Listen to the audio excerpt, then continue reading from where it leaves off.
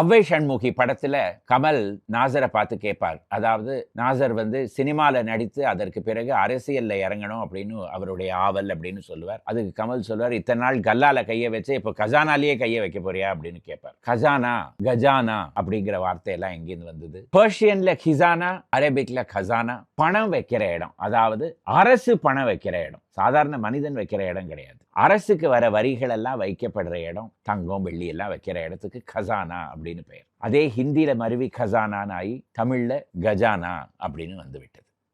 அவ்வை சண்முகி படத்துல கமல் நாசரை பார்த்து கேட்பார். அதாவது நாசர் சினிமால நடித்து அதற்கு பிறகு அரசியல்ல இறங்கணும் அப்படின்னு அவருடைய ஆவல் அப்படின்னு சொல்லுவார். அதுக்கு கமல் சொல்லுவார், இத்தனை நாள் கல்லால கைய வச்சு இப்போ கஜானாலேயே கைய வைக்க போறியா அப்படின்னு கேட்பார். கஜானா, கஜானா அப்படிங்கிற வார்த்தையெல்லாம் எங்கிருந்து வந்தது? பெர்ஷியன்ல கிசானா, அரபிக்ல கஜானா. பணம் வைக்கிற இடம், அதாவது அரசு பணம் வைக்கிற இடம், சாதாரண மனிதன் வைக்கிற இடம் கிடையாது. அரசுக்கு வர வரிகள் எல்லாம் வைக்கப்படுற இடம், தங்கம் வெள்ளி எல்லாம் வைக்கிற இடத்துக்கு கசானா அப்படின்னு பெயர். அதே ஹிந்தியில மருவி கசானான்னு ஆகி தமிழ்ல கஜானா அப்படின்னு வந்துவிட்டது.